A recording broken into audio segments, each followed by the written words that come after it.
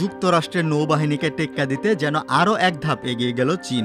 দীর্ঘদিন সমুদ্রে পরীক্ষা নিরীক্ষা করার পর আনুষ্ঠানিকভাবে নৌবাহিনীতে যুক্ত হয়েছে ফুজিয়ান নামের এই শক্তিশালী বিমানবাহিনী রণতরী। ফুজিয়ান হল চীনের তৃতীয় সবচেয়ে বড় ও আধুনিক বিমান বাহিনী রণতরী। এতে এমন এক প্রযুক্তি আছে যেটা দিয়ে বিদ্যুৎ চুম্বকের প্রচণ্ড শক্তিতে বিমানগুলোকে ছুড়ে দেওয়া যাবে, ফলে যুদ্ধ বিমানগুলো অনেক বেশি পরিমাণে অস্ত্র ও জ্বালানি নিয়ে উড্ডয়ন করতে পারবে এবং আরও দূরবর্তী লক্ষ্যে আঘাত হানতে সক্ষম হবে। এ প্রযুক্তি দিয়ে 3 ধরনের বিমান উড্ডয়ন করানো সম্ভব। ফুজিয়ানকে বিশেষভাবে উন্নত করার সিদ্ধান্ত চীনের প্রেসিডেন্ট শি জিনপিং ব্যক্তিগতভাবেই নিয়েছিলেন। 5 নভেম্বর শি জিনপিংয়ের উপস্থিতিতে এক জাঁকজমকপূর্ণ অনুষ্ঠানের মধ্য দিয়ে রণতরীটি নৌবাহিনীতে যুক্ত করা হয়। তিনি পুরো জাহাজটি ঘুরে দেখেন এবং পরীক্ষামূলকভাবে বিমান উৎক্ষেপণের বোতাম চাপেন। এ সময় রণতরীর বিমান উঠানামার ডেকে চীনের জে-35, জে-15টি এবং কেজে-600 যুদ্ধবিমান প্রদর্শন করা হয়।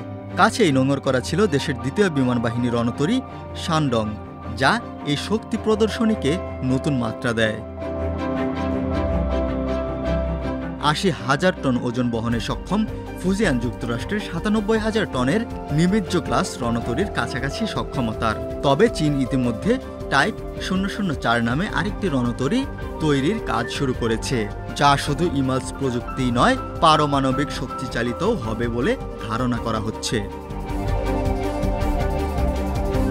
শি জিনপিংয়ের নেতৃত্বে চীন খুব দ্রুতই উচ্চ প্রযুক্তির যুদ্ধজাহাজ তৈরি করে বিশ্বের বৃহত্তম নৌবাহিনী গড়ে তুলেছে, যা যুক্তরাষ্ট্র এবং তার প্রশান্ত মহাসাগরীয় মিত্রদের ওপর চাপ সৃষ্টি করেছে।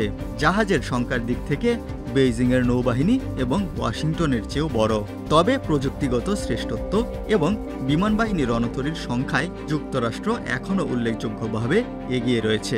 পারমাণবিক শক্তিচালিত হয় যুক্তরাষ্ট্রের রণতরীগুলো দীর্ঘ সময় সমুদ্রে থাকতে পারে।